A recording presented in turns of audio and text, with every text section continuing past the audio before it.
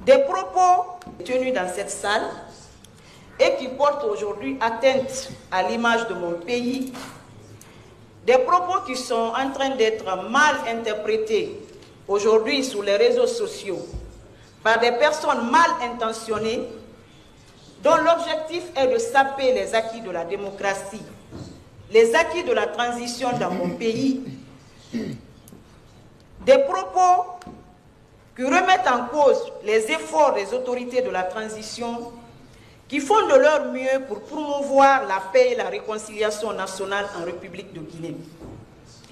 Monsieur le Président, lors de la présentation de notre rapport pays, notre frère, parce que je suppose que dans cette salle, nous sommes entre frères et sœurs de la CEDEAO.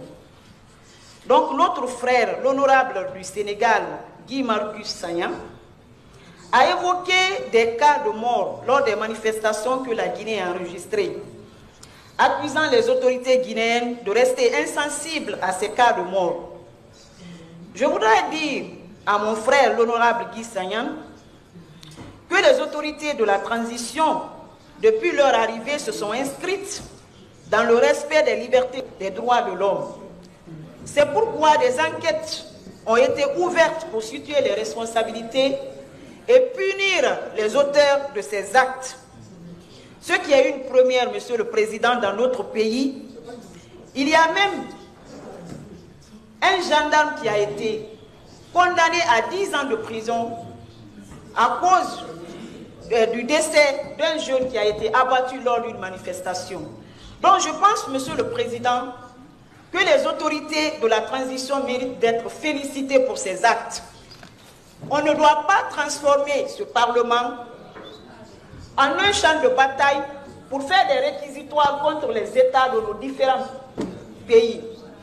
Je pense que nous sommes là pour promouvoir l'intégration sous-régionale et je voudrais que tous ceux qui sont dans cette salle sachent que la République de Guinée a décidé de rester membre de la CEDEAO malgré les sanctions qui pesaient sur notre pays, malgré que certains pays avaient décidé en transition de se retirer, mais la Guinée est restée parce que la Guinée veut respecter ses engagements vis-à-vis de la CEDEAO.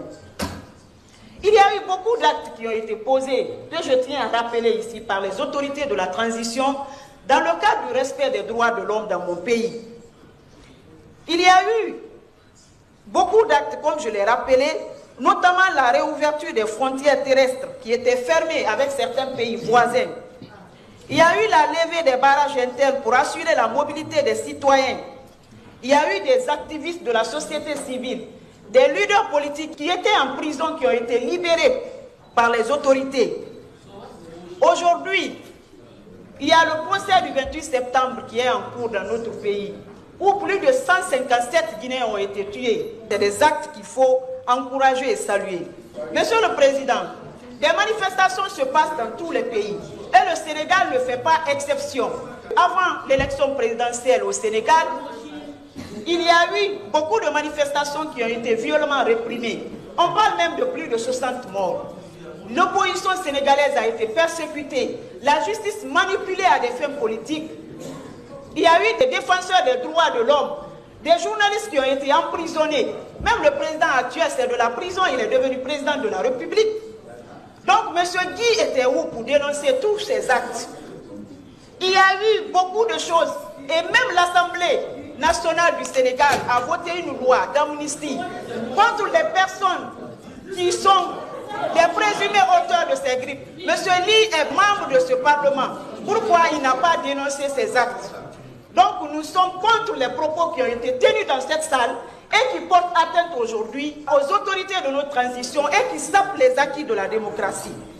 Je voudrais, Monsieur le Président, rappeler par rapport au retour à l'ordre constitutionnel. Monsieur le Président, les autorités de mon pays font de leur mieux pour un retour serein à l'ordre constitutionnel. Pour le moment, nous nous conformons au chronogramme dynamique qui a été trouvé avec la CEDEAO et les autorités ont suffisamment montré leur volonté de respecter leur engagement vis-à-vis de la CEDEAO. La preuve, je l'ai rappelé, nous avons décidé de rester membres de la CEDEAO. Monsieur le Président, pour finir, je voudrais vous rassurer que les autorités de la transition font de leur mieux pour un retour serein, je précise, pour un retour serein à l'ordre constitutionnel. Aucun pays n'a à donner des leçons de gouvernance à un autre. Tous les pays ont leurs forces et faiblesses en matière de gouvernance. Notre pays est en train de traverser une phase décisive de son histoire. Ce que nous attendons de nos frères et sœurs de la CEDEAO, c'est leur accompagnement, c'est leur compréhension, c'est des propositions pour permettre à la Guinée de sortir grandie de cette transition. Pas venir tenir des propos qui remettent en cause les acquis de la démocratie et qui ternissent l'image. Donc je tenais à faire cette mise au point dans cette salle pour qu'on comprenne que nous sommes là pour l'intégration sous-régionale. Nous ne sommes pas pour faire un réquisitoire. Ok, c'est ok.